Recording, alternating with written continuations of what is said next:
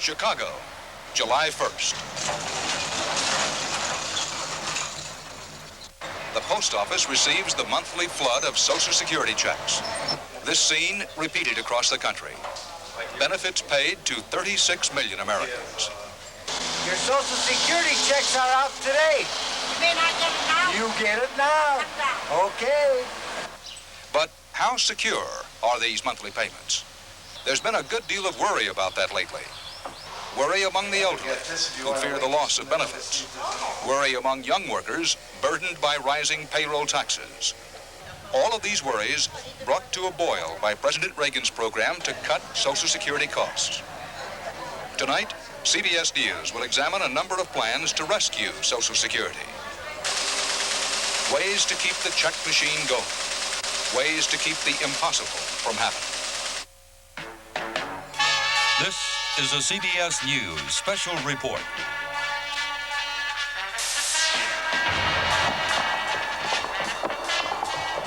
Social insecurity. Here is CBS News correspondent Dan Rather. Good evening. There's a lot to be said in this broadcast about Social Security, but we wondered how much of that you already knew. So we'll start tonight with a very short quiz. 4 questions. The first has to do with the taxes you pay for Social Security. My opinion is that the money that we pay for Social Security is probably being invested in something else, and the revenue is coming back, and we don't see that. I would say it's being used for people right now. I don't know, but that would seem logical to me. If they're running out of money, I mean, they got to have some place to get the money for the people now. I see that's where it's going. Well, they're paid right out. That's the problem with Social Security. So, question number 1. Are your taxes set aside to pay for your retirement? Yes or no? Answer, no. And our witness to that is the current Social Security Administrator, John Svan. One of the biggest myths about Social Security is that there is a trust fund and that you pay into your account and it's like an annuity, which of course it isn't. Social Security is a pay-as-you-go system where this generation of working people is paying for this generation of retirees. So your taxes go right out again to help pay for somebody else's retirement. Question number 2. If you were retiring today, how much money would you have paid into Social Security? Take a guess. Under $15,000? $15,000 to $30,000? More than $30,000? Answer, under $15,000. If you retired today and had paid the maximum tax for 44 years, you would have contributed $12,791. And you'd get all of that back in benefits in the first year and a half or so. But taxes keep going up. So question number 3. More than half the families in the United States now pay more in Social Security taxes than in federal income tax. True or false? The answer, surprisingly, is true. And so we come to the big one. Question number 4. With all those taxes, is Social Security really running out of money? I think it's untrue. Why? Because we have enough money in the Treasury to take care of so many extraneous things, unnecessary things. I think it is true. And what I'm really concerned with is the fact that the benefits or the features that I'm paying for it right now, I don't think I'm going to really get the opportunity to reap the benefits of it. Answer, Social Security is running out of money, and that's only part of the problem. Bob Schieffer reports now on what's been happening to Social Security.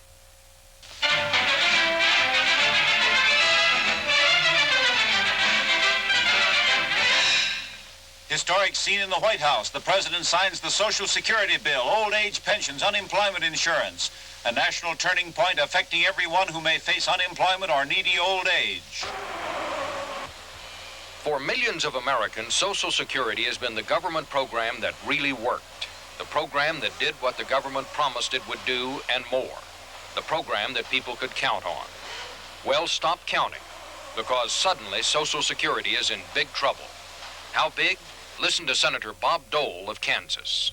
We're told by November of '82 that if we don't do something, there won't be any checks mailed. Will be $14 billion not mailed out that month. So we've got to do something. As we began to look into that, we quickly discovered the experts were talking about not one, but 2 separate crises in the Social Security system. One that is almost upon us now, and the other of gargantuan proportions that is still some years down the road. But whether the experts you talk to are Democrats or Republican, there is general agreement that both problems are very real and must be dealt with now. The expert conclusions have come as something of a shock to the rest of us, probably because just 4 years ago, President Carter signed into law a whopping increase in payroll taxes, the largest increase ever, as a matter of fact, and he told us at the time that would make everything all right with Social Security. Now, this legislation will guarantee that from 1980 to the year 2030, the Social Security funds will be sound. That turned out to be all wrong. Congressman J.J. Pickle of Texas heads the House subcommittee dealing with Social Security. What's been wrong is that the economy has been on the bleak. The economy has been bad. We have had high inflation, high unemployment, early retirements. That means that less money is going into the trust funds and more money going out of the trust fund. So our problem has been brought about because of the economy. Not because of the basic difficulty of the Social Security program, but because of what the economy has done to us. For most of its history, Social Security took in more than it paid out, and a surplus called the Retirement Trust Fund was created. But losses in recent years have eaten away at that, and if the present trend continues, the trust fund will be bankrupt sometime next year. Right now, that retirement trust fund has slipped to $22 billion, and the problem is how to keep it from running out. Here is one way. The Social Security taxes also support two separate funds, a $3.4 billion fund for disability and a $13.8 billion fund for Medicare. Since those funds are adequate for current needs, some argue the retirement fund shortage could be eased simply by borrowing from the other funds, even though it would be a stopgap measure. We can take some out of the hospital or the disability fund in the short term, but that's sort of a Band-Aid approach. That's one thing we can do and probably one thing we will do. The Reagan administration has proposed an even more radical solution, cutting back the benefits of those who retire early at age 62. That is proved about as popular on Capitol Hill as a congressional pay cut. Even so, the general feeling these days is that Congress will finally take some action to keep Social Security afloat through the mid-1980s. After that, with the tax increases that are already scheduled, the system should be out of trouble for the rest of the century. But then comes the real trouble, and it is literally a growing problem. The problem is babies, the boom in babies just after World War II, the babies who will reach retirement age in the early part of the next century. They are the time bomb threatening Social Security. This is the birth rate since 1935. That bulge is the baby boom. Birth rates have been going down since then. Ultimately, that will mean fewer workers supporting more old people. In 1950, there were 16 people paying Social Security taxes for every person collecting benefits.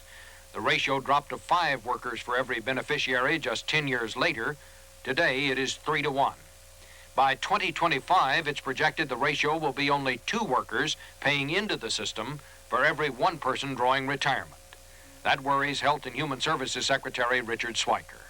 So we've gone from 16 to 3 to 2, horrendous long-term implications. Who's going to pay? Those 2 workers will have to now support 1 retiree, where 16 workers were able to support 1 retiree before. Stanford University economist Michael Boskin warns what that could mean. If we don't do something now, and by doing something now I mean adopting a program which is designed to slow the growth of benefits for people who are going to be retiring early in the next century, and or adjusting other aspects of the system, we will wind up having to have the largest tax increase in the history of the United States early in the next century. That would be much in contrast to what was needed in the beginning, when Social Security taxes were only 1% of a worker's pay. The recent increase brought the tax to over 6.5% now. It is scheduled to go up another % by the end of the decade, and the government says it could go up to 20% by the year 2030, if we keep all the present programs and haven't saved up any money to pay for them. All this raises a serious question for young workers today. With Social Security taxes going up so much, and with benefits almost sure to be scaled back at some future date, is Social Security really a good deal? Would workers be better off putting their money into the stock market or into an annuity? In some cases, the answer is yes.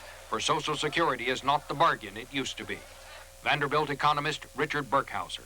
Well, the fact of the matter is that when the system first started, everybody who put money into the system, rich and poor alike, got much more in benefits than they ever would have gotten in a private system. Today, that's no longer going to happen. The people who are putting money into the system now, some are going to do fairly well, but an awful lot of people are never going to get back the monies that they put in. At this point, of course, no one has a choice because Social Security is mandatory. If we did have a choice, if Congress did decide to make Social Security voluntary, most experts say the system would just collapse. There is very little chance that Congress will make Social Security voluntary. But with all the problems we've discussed, the question these days is whether eventually the system might collapse anyway. Many plans have been advanced for returning Social Security to health. They fall into three categories: raising taxes, changing retirement age, or cutting benefits. In a minute, we'll take a closer look at the first of those proposals, higher taxes as a cure for social insecurity.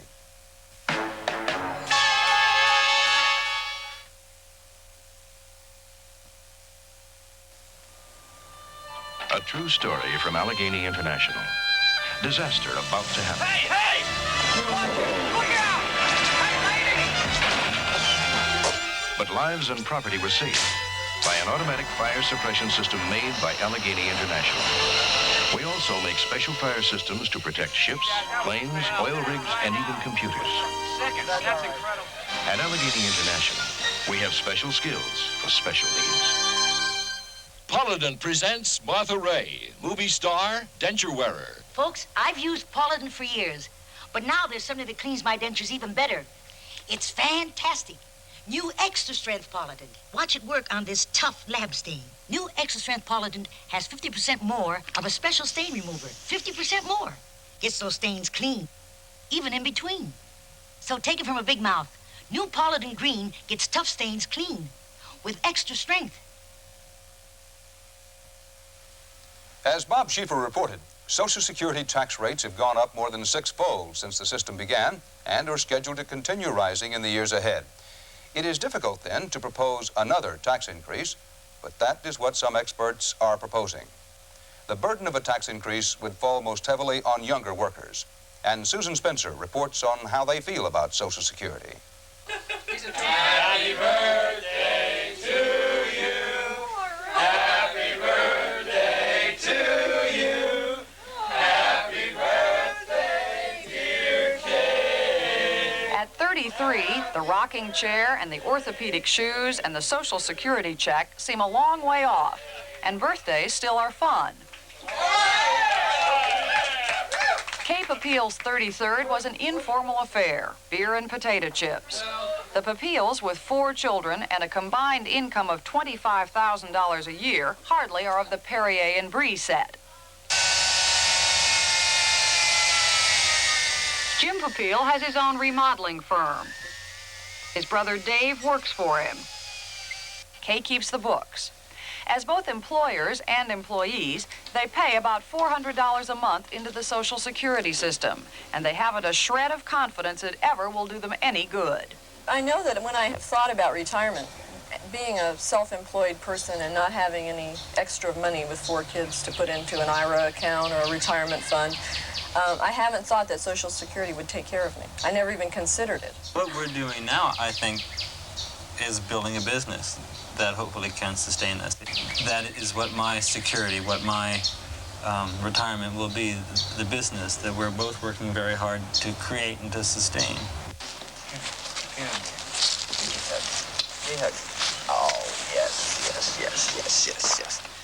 Pat and Susan Hall work hard, too, supporting themselves and their daughter Wendy on a little less than the Papils, about $22,000 a year. Their Social Security taxes, $100 a month. And they, too, wish somebody else were minding the store. I kind of feel employers should take on more of the responsibility of retirement plans and so forth. It shouldn't be so much of a federal thing. Maybe it should be directed more towards private industry. Is that because you don't trust the government? I don't want to say I don't trust the government. It's just that... Just a little leery of it. Just maybe a little... The cynicism is shared by the better off. The Gagnons of Wilmington, Delaware, a picture-perfect American family. But at $70,000 a year from 2 full-time jobs, they earn well over twice the median income. Their Social Security tax is the maximum for 2 people, nearly $4,000 a year. They are counting on income from a raft of personal investments to protect them from a poverty-stricken old age. It seems that these crises come and go, and Congresses come and go, and whether they'll continue to have the courage to keep addressing the question until it's really solved, I don't know. We understand we have an obligation, if you will, to support the system and to support people that are in the system now. But it's frustrating too to see that money go, and feel reasonably certain that there's not going to be a return on it for us. Should have worn your T-shirt. Families without the Gagnons' foresight or money have little alternative but to hope that something will turn up for Social Security. Some economists believe that something ought to be higher Social Security taxes, imposed right now. If we were to enact today a tax increase sufficient to put the system in balance for the next 75 years, we would have to increase payroll taxes about 1.5%, less than 1% of gross national product. It's not trivial, but it's not impossible. If we wait to make the decision until sometime in the next century, the tax increases would have to be correspondingly larger, and they would be more of a shock if imposed at that time. Republican Senator John Heinz of Pennsylvania. It does not seem to me that it would be the end of the world if, to take care of the problems that Social Security might face in the year 2020 to 2050, that we would increase Social Security taxes another 1.5. Now, obviously, no one likes more taxes, but if that's the price that it's going to take, and I do see other options, I think the American people would be willing to pay that price. Not necessarily. As it gets more taken out of my paycheck, the less I can eat, for one thing. In fact, any action by Congress to dramatically increase Social Security taxes seems unlikely. There is another possible solution. Take money for Social Security from the general tax revenues, or at least have that option available whenever the economy goes into a recession. But any plan calling for further dipping into the federal till has found little support in the administration or among influential Republicans. And it's Katie bar the door on benefits when we can print the money that goes into the benefits. It would, one of the major things restraining the growth of the system now is the fact that it has to be a closed-in system. We have to support it with payroll taxes. I used to be 6'9", but Between the politicians and the public, there does seem to be agreement on one thing. People like Holly and Chris Popeil, Wendy Hall, and Mary Gagnon should not one day wake up paying 20% of their incomes to support the hordes of old retired baby boomers, a situation some economists believe could lead to a sort of generational warfare, a breakdown in the unspoken pact between the old and the young, which says we at least take care of our own. In fact, the seeds of a tax revolt are in the system now. If someone is poor, they need it, let them have it, you know. I would say fine, you know, I don't care if they really need the money. If someone's real well off and, you know, I'm working and Pat's working every day, no, you know, that's unfair. If I was pressed to the wall myself, whether it was a choice of taking care of my 4 little children that I have and paying a tax, I'd take care of my 4 little children that I have. I mean, I'd have to. I wouldn't have any choice. Another type of tax solution is being proposed by some economists. They want to place an income tax on Social Security benefits and plow the proceeds back into Social Security. That may sound a lot like taking money out of one pocket and putting it in the other, but there is a major difference. Under this plan, some recipients would pay no tax on benefits because they wouldn't be making enough to be liable for any income tax. But those with higher income would pay the taxes. The effect would be to take some benefits away from higher income groups and make that money available for the needy. So far, this plan hasn't gotten very far. We'll be back in a moment with a look at another type of solution, changing the retirement age for Social Security.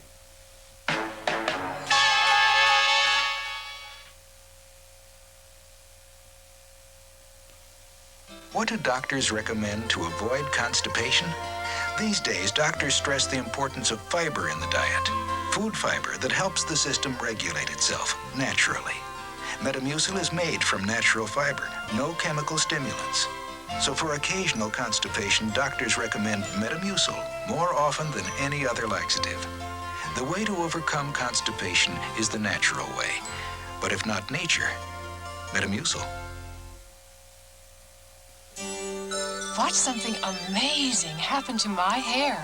It's a body wave that's all body and no curl. Announcing new Rave Body Only Body Wave.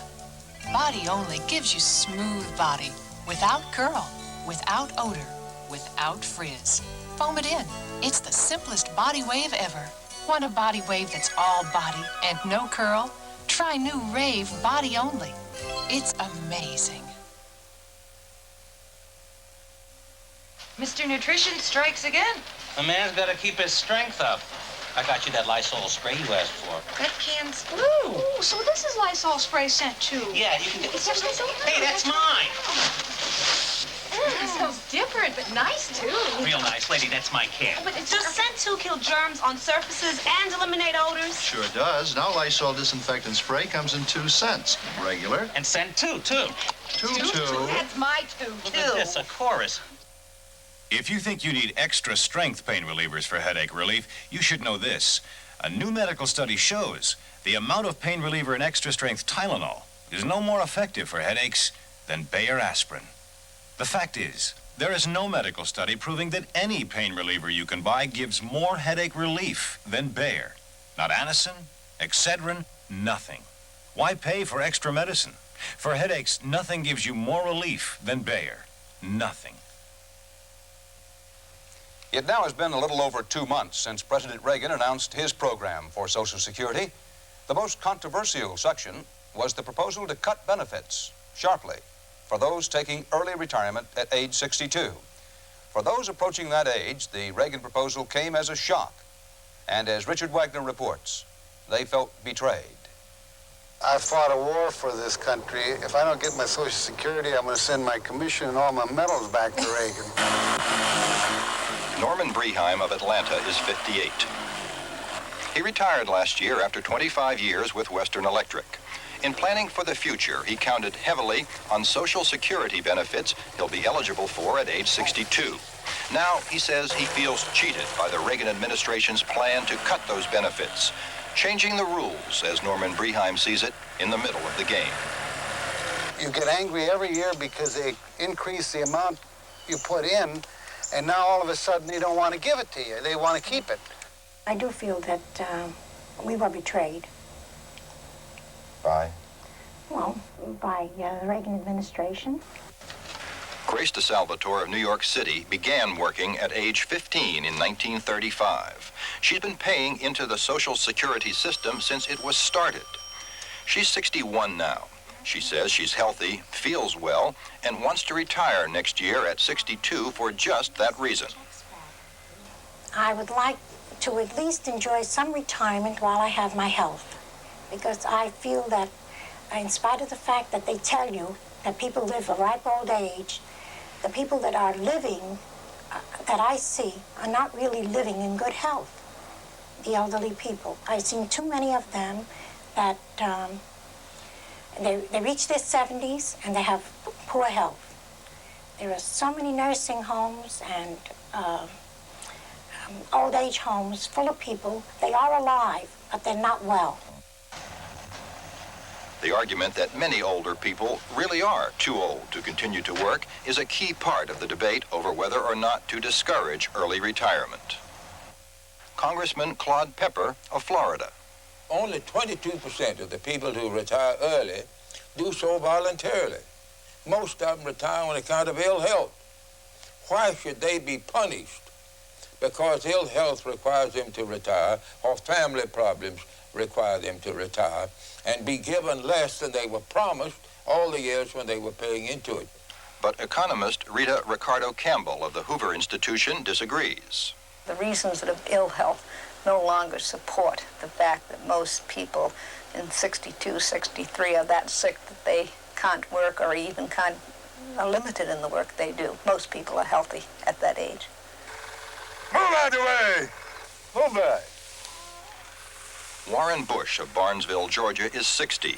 He's been a dairy farmer for 40 years, and for the last 20 years, he's driven a school bus as well. He's had some health problems and wants very much to retire in 2 years at age 62. But he's afraid he won't be able to if Social Security benefits are cut. You're just living in hope.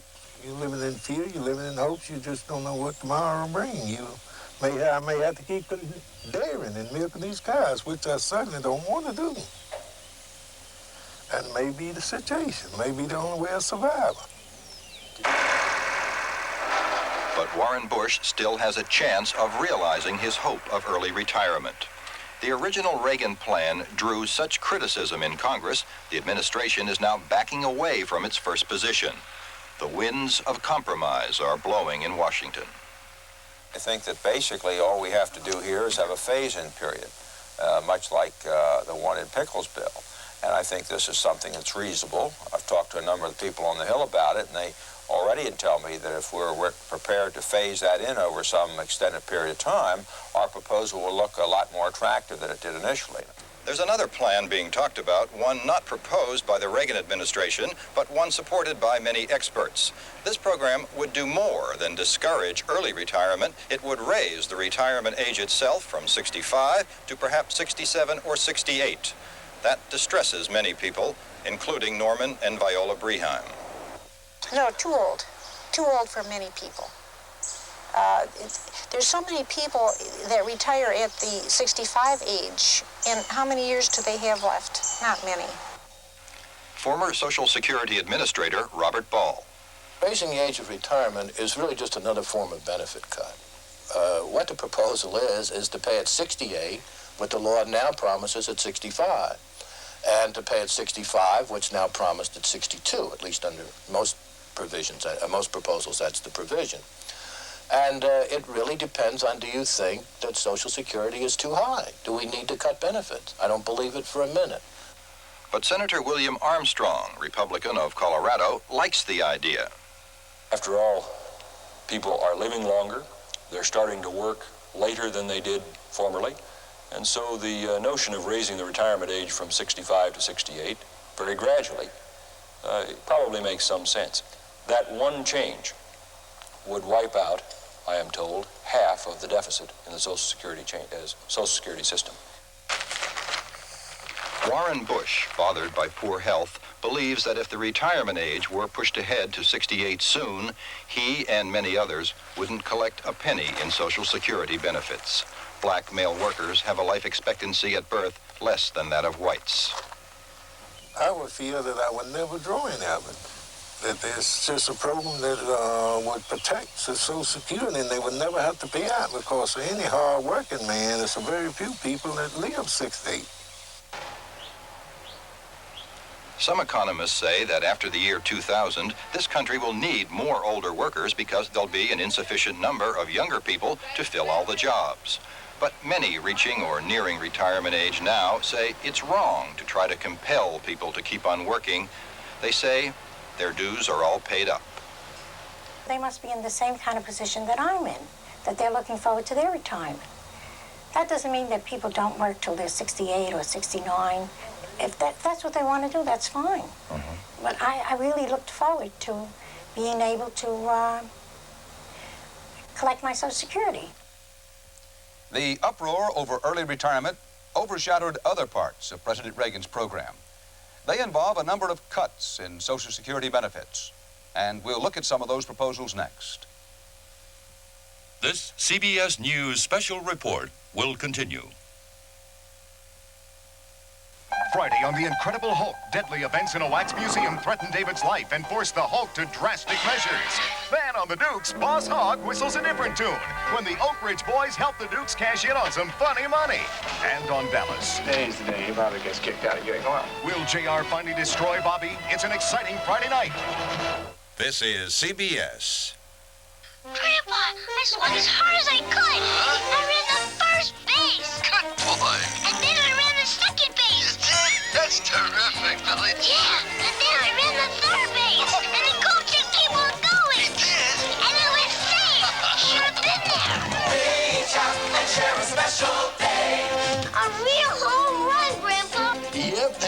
just the way your dad used to hit him. Reach out and touch someone. They're still not playing ball, but they're talking. The update at 11. A CBS News special report. Social insecurity continues. This portion is sponsored by the 5 delicious flavors of General Foods International coffees to celebrate the moments of your life. Here again is Dan Rather. The third major proposal for rescuing Social Security is to cut benefits, or at least to reduce the rate of increase in benefits. A number of such proposals were included in the President's plan. Among them, initial benefits, the size of that first retirement check. A change in the method of figuring that could reduce benefits for future retirees by 4 to 9%. Lump sum death benefits, $255. The President feels they are no longer necessary. Minimum benefits. Right now, there's a floor of $122 a month on Social Security benefits.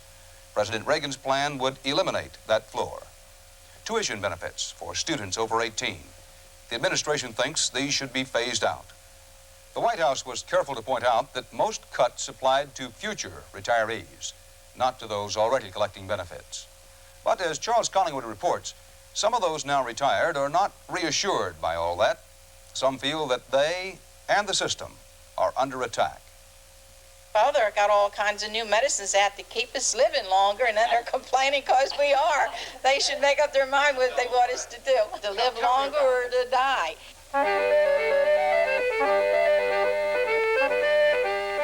The youngest in this dancing class, the male instructor, is 70. A third of the ladies are over 80. They are all on Social Security, and when they aren't concentrating on the steps, like all their age group, they are confused about just what is being proposed and plagued by doubt, apprehension, and even fear that their benefits may somehow be reduced. Well, I think that nobody likes to take medicine, and I think that when the fund goes bankrupt next year, somebody's going to have to take some medicine. My argument is that when they see that you really have to take medicine, our medicine will look pretty good. So they've taken it away from the youngsters, the boys and girls who are trying to get an education. They're taking it away from the dead. They're taking it away from the cripple. They're taking away from the ill who have to retire a little early so that on account of their health and their life. They're taking it away from the people that are in the low-income groups of the country. Does the government of the United States have to do that? The argument over cutting Social Security benefits is partly economic and partly philosophical. Whether it should provide simply an income supplement for retired workers, or whether it should continue those other programs that have been added over the years, programs that contain a high welfare content. I have a sister-in-law. She ain't never worked in her life, but she's getting half of my brother's Social Security. I don't think it's right. I think she should work like I did. I was astounded by this. Even among retired persons, there is a sharp cleavage of opinion between those who have worked and paid into Social Security for a long time and those beneficiaries of the system, survivors and dependents, who qualify for benefits but never paid in anything themselves. Well, Social Security is going broke because they're not following through, or they're not being careful about who they give their money to. When a man is married 3 times, right, and his wives become 60 years old if he's dead, they all 3 get pensions, Social Security. Now, is that right? He only paid for himself. He didn't pay for 3 wives. I know in some cases widows receive certain incomes because they have so many children. Those children, in turn, are entitled to school benefits, subsidies. And this was never the original intent of Social Security. The original intent of Social Security was strictly for income. I feel that for the 40 years that my husband put into Social Security, his children are entitled to benefits. Dorothy Adams is too young for Social Security benefits herself, but gets an above-average check, about $1,000 a month, because she is a widow and has 2 teenage daughters. In effect, she is dependent on them for a large part of the household income. Under current law, she loses the mother's benefit when the youngest girl reaches 18. But if the girls remain in school, they can continue receiving checks until they are 22. The Reagan administration wants to end those college benefits because there are federal programs other than Social Security providing college aid. Mrs. Adams is worried that the Social Security program now covering her girls will be cut. It would maybe make a difference in whether they go to college or not. My husband and I have been, well, he had been working since he's been 17, putting into Social Security, and I feel like it would be a breach of promise. Another thing that bothers some on straight Social Security retirement benefits is the increase in the number of those receiving disability benefits. There's a running current of distrust among those still able-bodied that some who get disability aren't really entitled to it. I had I guess it's called a heart attack or a coronary, but I was unable to work after that. And being 62 years old, I mean, I wouldn't hire me if I came after a job because I knew I wasn't capable of doing it. John Warman and his wife Betty live mainly on disability benefits. His disability is real enough. He can't do much except a little volunteer work at a nearby senior citizen center. He gets $518 a month in disability payments. He hadn't reached 65 when he was approved for disability, which gave him 20% more than he would have received on straight Social Security. In addition, Betty Woolman, on reaching 62, now gets another $199 a month, or a family total of more than $700 monthly. The Reagan proposal would continue benefits for the actually disabled, such as John Woolman, but in the future would drastically tighten medical requirements for borderline cases. Let's keep the Social Security system only for the people who are really medically disabled from doing any kind of work, and pay those people, but not everybody and a brother who hops on the gravy train and ruins the system. The fact of the matter is that about 70% of people who apply today for disability benefits are denied them because they don't meet the standards. And more than half of those who are denied them never work regularly again. Another thing that bothers those on Social Security, and it isn't even in the Reagan program, is the suggestion that their annual cost of living adjustments be reduced. The checks delivered this month reflect this year's cost of living increase, a little more than 11% extra, more than $1.2 billion in all more than last month.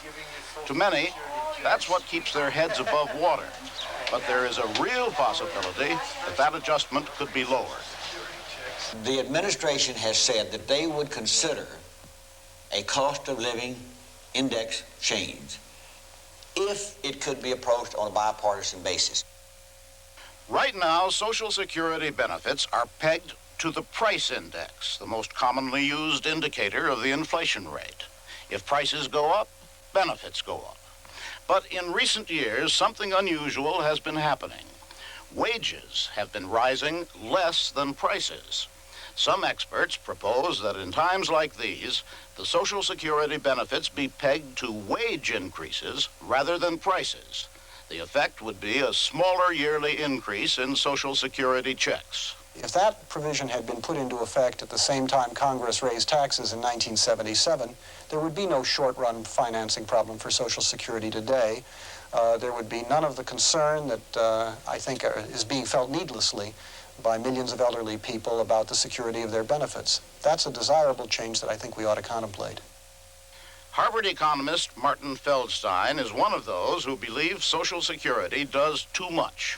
Over the last decade, the average Social Security recipient has seen their benefits rise sharply in real terms at the same time that the individual workers have seen their income fall in real terms.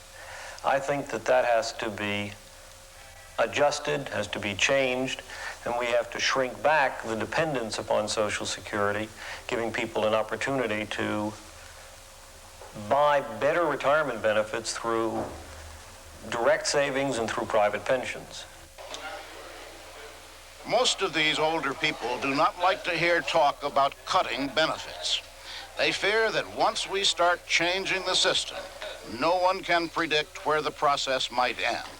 They are well aware that it is those younger than they who are paying and will continue to pay for most of their benefits. Some think that's as it should be. Others feel a little guilty about it. I feel sorry for the younger generation, because if it is salvaged, they're the ones that are going to have to suffer with it. They're the ones that are going to have to pay the load. And I can't see any salvation for them. When we started to work, we were only making 25, maybe 45 cents an hour, the highest we could go. But now, look what our children are making an hour. $4 and $5 an hour. So why shouldn't they pay in more to Social Security than we did? They will not work. They will not. The young people will not work. The younger people are lazy, and they need to work and build the Social Security back up, so we can sit back and the last few years we have enjoy our little Social Security. President Reagan's program contains a couple of points that might make it easier for many workers to plan their retirement. For one thing, he proposes to end the earnings test. Retired workers would be allowed to earn as much as they wished without losing benefits. Right now, there's a penalty for earning too much income until a worker reaches the age of 72. The president's plan would also expand the use of IRAs, individual retirement accounts, by making them available to workers who already have private pension plans. Coming up next, a report on the politics of the program and a CBS News New York Times poll on how the public feels about social insecurity.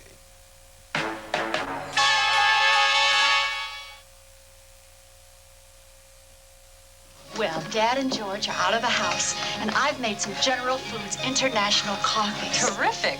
Now we can talk. I feel like some smooth cafe francais. Ooh, Swiss mocha. Just for me? I remember chocolate's your favorite flavor. Delicious. You always make me feel special. Celebrate the moments of your life. With General Foods International coffees.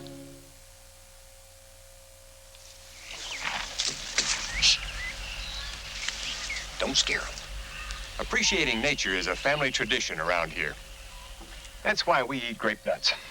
The goodness of grape nuts comes compliments of nature. Comes from a special blending of nature's wheat and barley to bring out a special kind of taste that's good, nutty. And crunchy. Only Grape Nuts has it.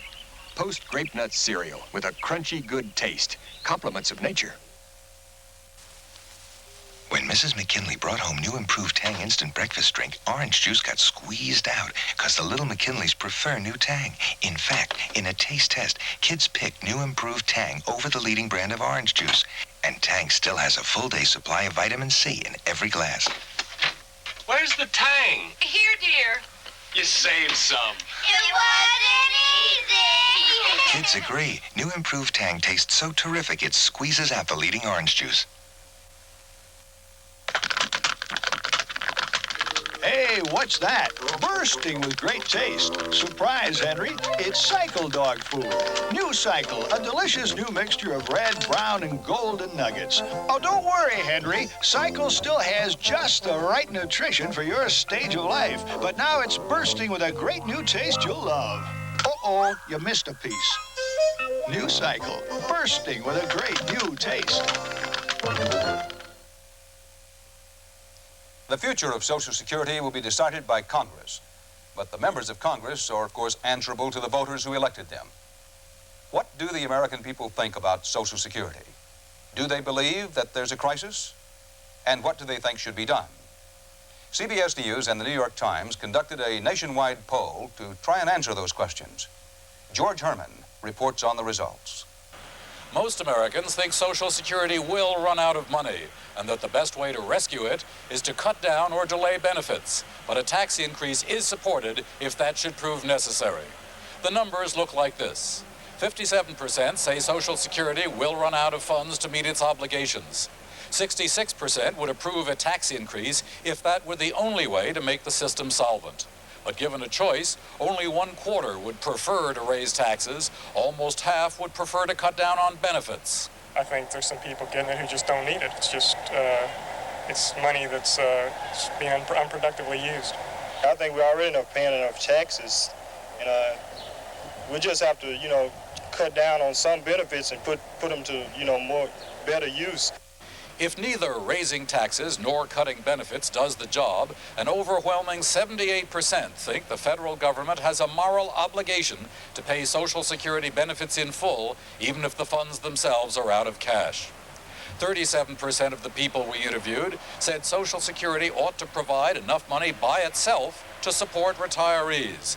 But almost 50% disagreed, saying Social Security should provide only supplemental income. I think it should probably be a supplement. I don't think anyone in this time can expect to live off of Social Security. I think that people really need to prepare for the future now and take things into account to build up something. People should make investments throughout their lifetime, savings, benefits, retirement benefits, and this should augment it. Nearly half the people we polled said Social Security benefits should be determined strictly on the basis of how much money workers had paid in.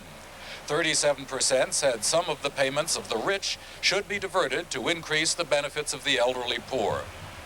The system of increasing Social Security benefits each year, according to the rise in the Consumer Price Index, gets a surprisingly strong okay. Of those 65 or older with a retired person living in the house, 2/3 say the annual increases are about right. A little under 10% say they're too high. A little over 10% say they're too low. Blacks having a lower average income and a lower average life expectancy feel more strongly that Social Security should provide complete retirement funding. More blacks oppose raising the retirement age. More oppose cutting early retirement benefits. More doubt reports that Social Security will go bust. They got enough money to give us blacks, whites, or anybody. They got enough money to help the people up in life. They have enough money. It's just that they're sitting on it for a certain reason why I don't know. Overall, our poll shows some understandable human selfishness. The higher a family's income, for example, the less it wants Social Security taxes raised, and the more it's willing to have the benefits reduced. To save Social Security, though, the overall population, by a margin of 5-4, is willing to have the age of retirement pushed back to 68. But, also by 5-4, Americans reject President Reagan's proposal for a sharp cut in early retirement benefits. That CBS News New York Times poll was conducted by telephone from June 28th through July 1st.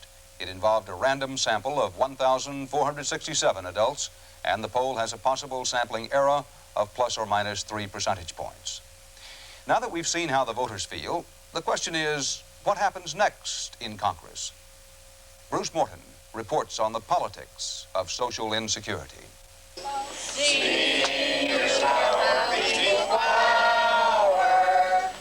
Outside the First Presbyterian Church in Peoria, you could tell right away people weren't happy with President Reagan's proposed cuts in the program. Yes, sir, I expected some cuts, but I did not expect this. In fact, he promised there would be no Social Security cuts. And the darn guy's lied already. I'll never vote for him again.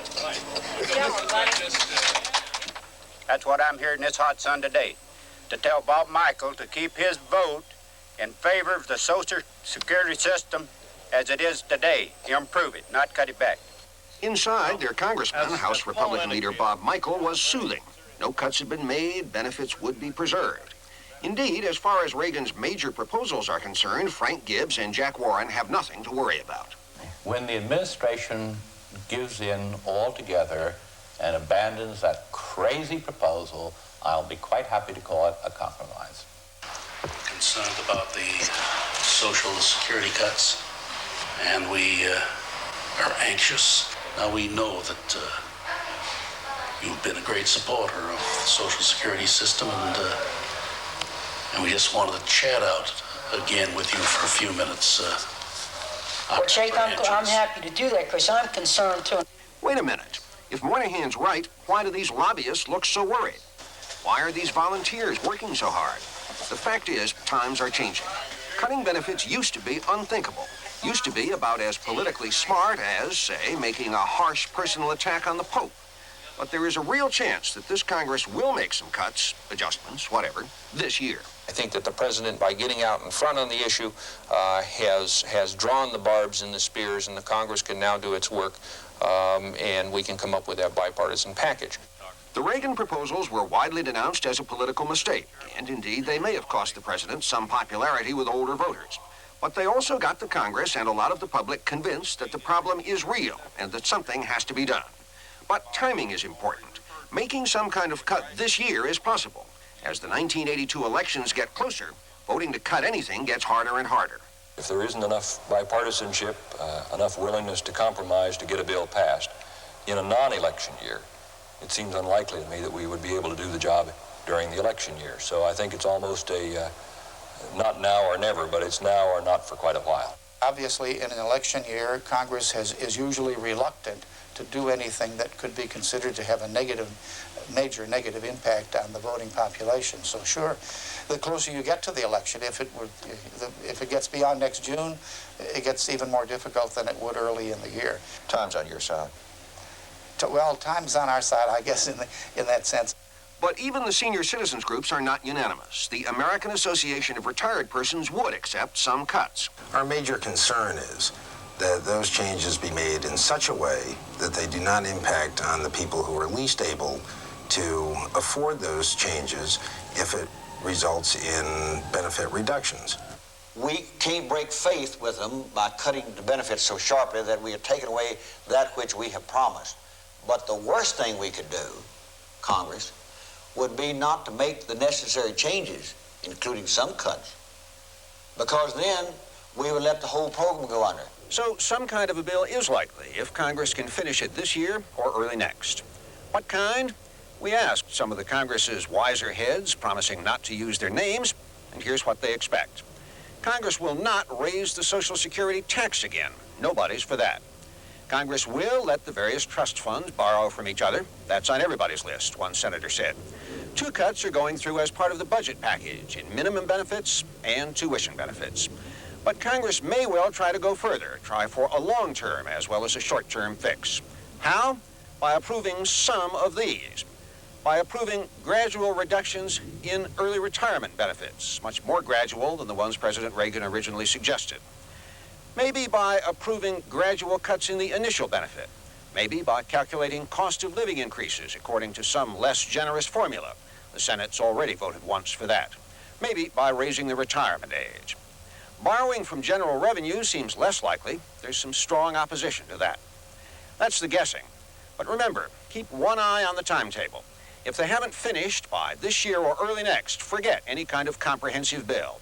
Then it'll be Band-Aid and scramble time, and leave the heavy work for the next guys. One thing's for sure, though, the benefits won't stop. What about the lovely little gray-headed lady who's worried about her Social Security benefits?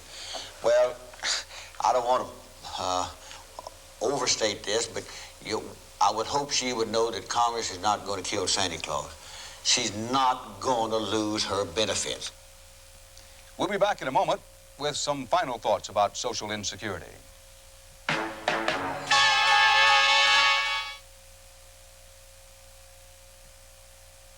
Ms. MacArthur, I'm going to convince you that one pain reliever is different from all these others. Come on, that's what commercials always say. Okay, watch.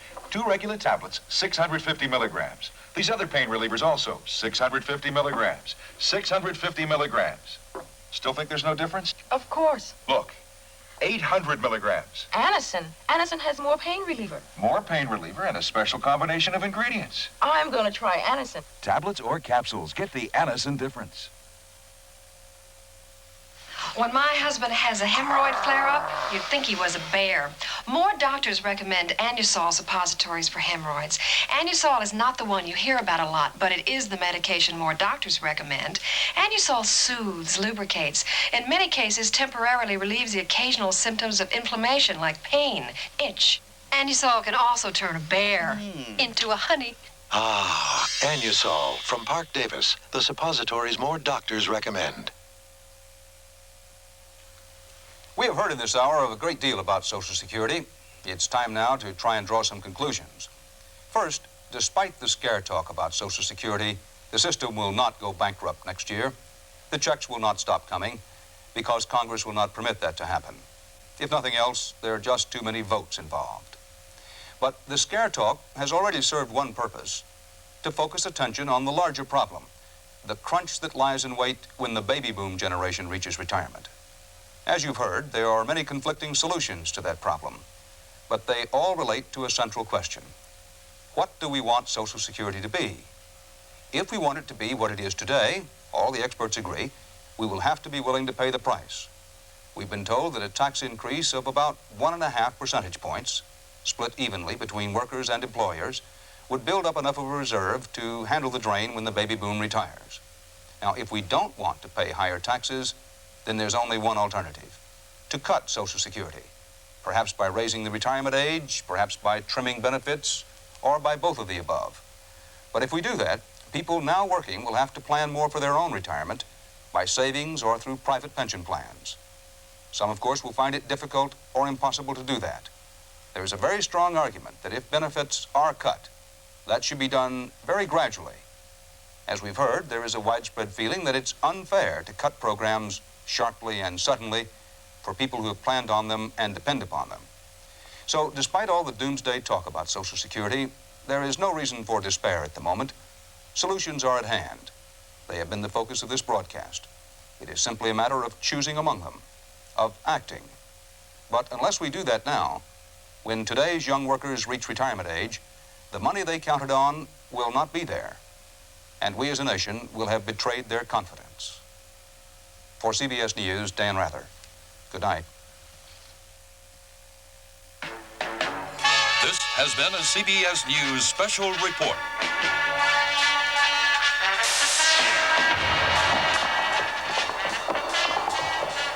Social insecurity.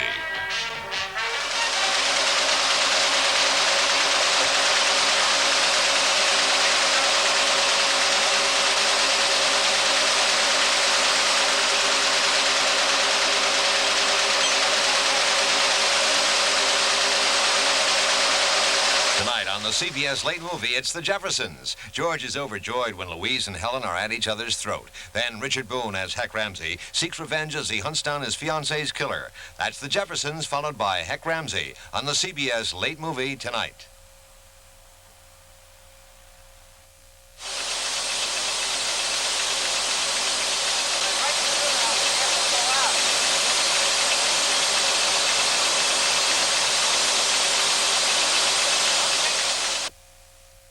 Saturday, the Manitou. Its evil time has come. A supernatural journey into a world of avenging spirits. The Manitou. Saturday night. This is CBS.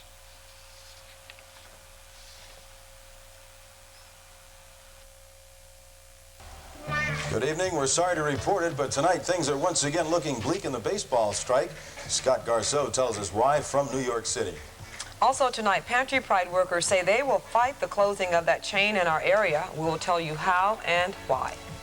We'll cover those stories and much more next, right here on New Scene Update. From the wilderness of Canada comes one premium beer, Moosehead.